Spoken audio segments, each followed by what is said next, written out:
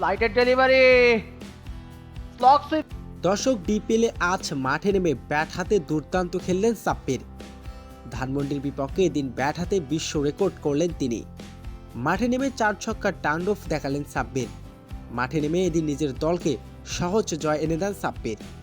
দর্শক ভিডিওটি না টেনে সম্পূর্ণ দেখার অনুরোধ রইল। দর্শক ইতিমধ্যে শুরু হয়ে গেছে ডিপিএলের এবার আসর। আর এবার পার্টিস স্পোর্টিং ক্লাবের হয়ে অধিনায়কত্ব পেয়েছেন সাব্বির রহমান। তবে এদিন ধানমন্ডির বিপক্ষে খেলতে নেমেছে সাব্বিরের দল পার্টিস স্পোর্টিং ক্লাব। শুরুতে এদিন টস জিতে আগে ব্যাটিং করতে নেমেছে ধানমন্ডি ক্রিকেট ক্লাব। মাঠে নেমে এদিন দুর্দান্ত খেলেছেন তাদের দুই ওপেনার।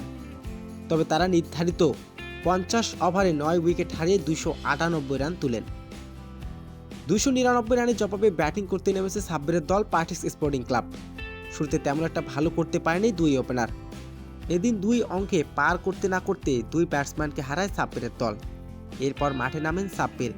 মাঠে নেমে শুরু করে দেন 4 ছক্কার তাণ্ডব। সাব্বির এদিন বিধ্বংসী ইনিংসে সহজ জয়ের দেখা পায় পার্টিস স্পোর্টিং ক্লাব। ধানমন্ডির বিপক্ষে সাব্বির এদিন বিধ্বংসী ইনিংস খেলেছেন। মাত্র 45 বলে 90 রানে দুর্দান্ত এক ইনিংস খেলে দলকে সহজ জয় এনে দেন তিনি। আর এদিন জয়ের নায়ক ছিলেন সাব্বির।